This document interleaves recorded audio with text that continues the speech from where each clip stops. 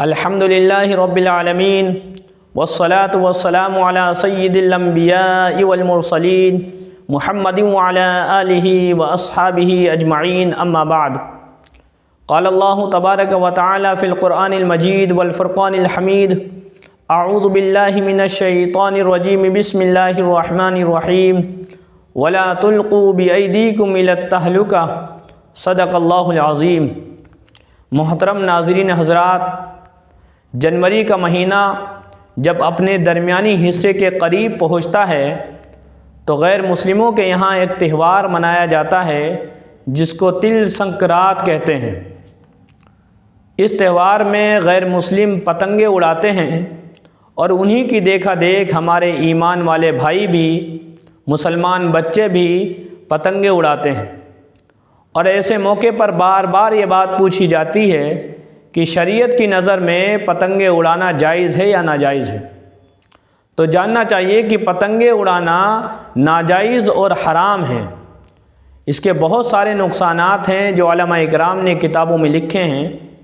ان میں سے ایک نقصان یہ ہے کہ پتنگیں اڑانے سے غیر قوموں کی مشابہت لازم آتی ہے، اور شریعت کا مزاج یہ ہے کہ شریعت یہ بات پسند نہیں کرتی ہے کہ ایمان والا بندہ جس کا تعلق اللہ رب العزت سے ہو وہ کسی غیر قوم کی مشابہت اختیار کرے۔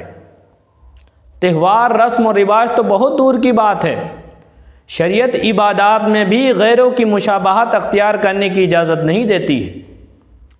آپ کو معلوم ہوگا نبی پاک صلی اللہ علیہ وسلم نے جس وقت میں مدینہ ہجرت فرمائی تو آپ عاشورہ کا روزہ رکھا کرتے تھے۔ مدینہ آ کر کے معلوم ہوا کہ یہود بھی عاشورہ کا روزہ رکھتے ہیں۔ آپ نے ان سے پوچھا کہ تم لوگ اس دن کا روزہ کیوں رکھتے ہو؟ یہودیوں نے کہا اس دن اللہ رب العزت نے ہمارے نبی حضرت موسیٰ علیہ السلام کو فرعونیوں سے نجات عطا فرمائی تھی، اس کے شکرانے میں ہم یہ روزہ رکھتے ہیں۔ نبی پاک صلی اللہ علیہ وسلم نے ارشاد فرمایا کہ عاشورہ کے دن کا روزہ رکھو لیکن یہودیوں کی مخالفت کرو۔ اس لیے ایمان والے بندے عاشورہ کے روزہ جب رکھتے ہیں تو 9 تاریخ کا یا 11 تاریخ کا 10 تاریخ کے ساتھ میں روزہ ملا لیتے ہیں تاکہ یہودیوں کی مخالفت ہو جائے۔ تو آپ اندازہ لگائیں، جب عبادات میں شریعت غیروں کی مشابہت اختیار کرنے کی اجازت نہیں دیتی تو رسم و رواج اور تہوار میں اجازت کیسے دے سکتی ہے؟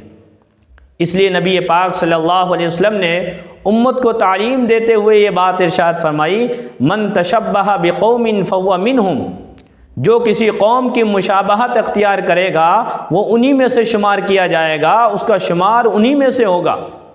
سوچو کتنی بڑی بات ہے کہ جب ہم مر کر اپنے قبر میں جائیں گے اور آخرت میں اپنی قبروں سے جب ہمیں اٹھایا جائے گا تو لے جا کر انہی کی صف میں کھڑا کر دیا جائے گا۔ دنیا میں جن کے چال و چلن، جن کے ہاؤ بھاؤ، جن کے تہوار، جس کے رسم و رواج کو ہم پسند کیا کرتے تھے، جو معاملہ ان کے ساتھ میں ہوگا وہی معاملہ تمہارے ساتھ بھی ہوگا۔ اس لیے جو ہے غیر مسلموں کی مشابہت کی وجہ سے ناجائز اور حرام ہے۔ جہاں اس کا یہ نقصان ہے، اس کے علاوہ اور بھی نقصانات ہیں، چونکہ اس پتنگ بازی کے اندر گناہ کی نیت ہوتی ہے۔ اور نیت کیا ہوتی ہے؟ ہر پتنگ اڑانے والے کی نیت یہ ہوتی ہے کہ وہ دوسرے کی پتنگ کاٹ کر کے اس کا مالی نقصان کرے۔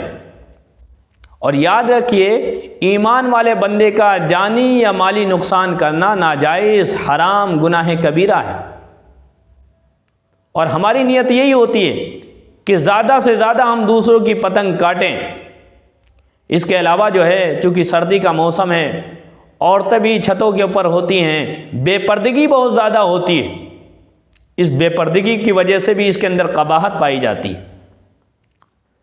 ایک وجہ اور بھی ہے کہ آج کل جب پتنگیں اڑائی جاتی ہیں تو باقاعدہ ڈی جے کا انتظام کیا جاتا ہے، گانے بج رہے ہوتے ہیں، بیہودہ قسم کا ناچ و کود ہو رہا ہوتا ہے، اور گانے سنے جا رہے ہیں اور پتنگ اڑائی جا رہی ہے۔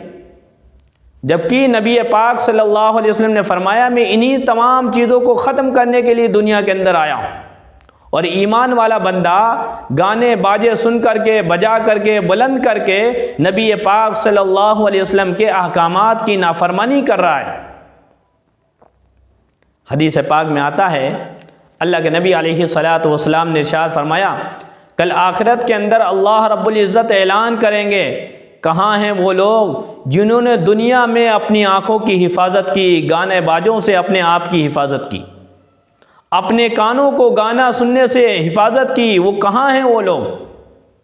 فرشتوں کو حکم ہوگا ایسے لوگوں کو ایک جگہ پر اکٹھا کیا جائے، مشک کے ٹیلوں کے اوپر فرشتے ان کو اکٹھا کریں گے جو دنیا میں اپنی آنکھوں کو اپنے کانوں کی حفاظت کریں گے، گانا سننے سے، ان تمام لایانی چیزوں سے اپنی حفاظت کریں گے، ان کو مشک کے ٹیلوں کے اوپر جمع کیا جائے گا، اور پھر فرشتوں کو حکم ہوگا میری تسبیح اور میری بڑائی کی، کبریائی کی جو ہے ان کو نغمے سنائے جائیں، اور فرشتے اتنی عمدہ آواز میں ان کو نغمے سنائیں گے، آج تک مخلوق نے اتنی عمدہ آواز سنی بھی نہ ہوگی۔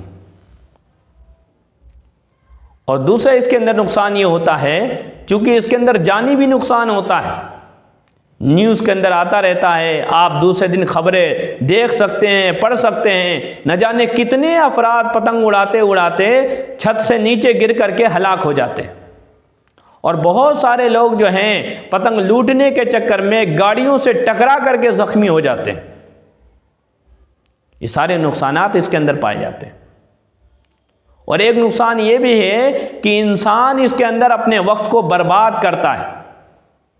یہ کھیل کود کے دائرے میں نہیں آتا پتنگ بازی، نہ تو ہمارا اس سے جسمانی فائدہ ہے نہ ذہنی فائدہ ہے، یہ تو بیکار کی چیز ہے، اس سے اپنے وقت کو ہم برباد کرتے ہیں، صبح سے لے کر شام تک نہ نمازوں کی فکر ہے نہ اور دوسرے کاموں کی فکر ہے، بس پتنگ اڑائے جا رہے ہیں۔ اور یہ جو فرصت کا اور وقت کی نعمت اللہ تعالیٰ نے ہم کو دی ہے، فرصت کا موقع جو اللہ تعالیٰ نے ہم کو عطا فرمایا، اس کو غنیمت سمجھے۔ اللہ تعالیٰ کے ہاں اس کے بارے میں پوچھا جائے گا، اور یہی ایک ایسی نعمت ہے وقت کی، فرصت کی، اللہ تعالیٰ کی بہت بڑی دولت ہے، بہت بڑی نعمت ہے، لیکن لوگ جو ہیں اپنے وقت کی قدر نہیں کرتے ہیں، اپنے فرصت کے زمانے کو کام میں نہیں لاتے ہیں۔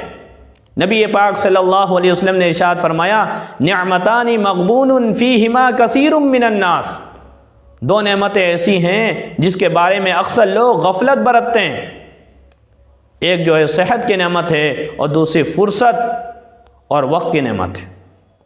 اس لیے اگر اللہ تعالیٰ نے آپ کو وقت دیا ہے، آپ کو فرصت دی ہے، تو اچھے کاموں میں اپنے وقت کو لگائیں، یہ لایانی بیکار کاموں میں، غیروں کی رسم و رواج کے اندر اپنے وقت کو برباد نہ کریں۔ اللہ تعالیٰ اس وقت کی گزارشات کو قبول فرمائے، کہنے سننے زیادہ عمل کرنے کی توفیق عطا فرمائے، آمین۔ وآخر دعوانا الحمدللہ رب العالمین۔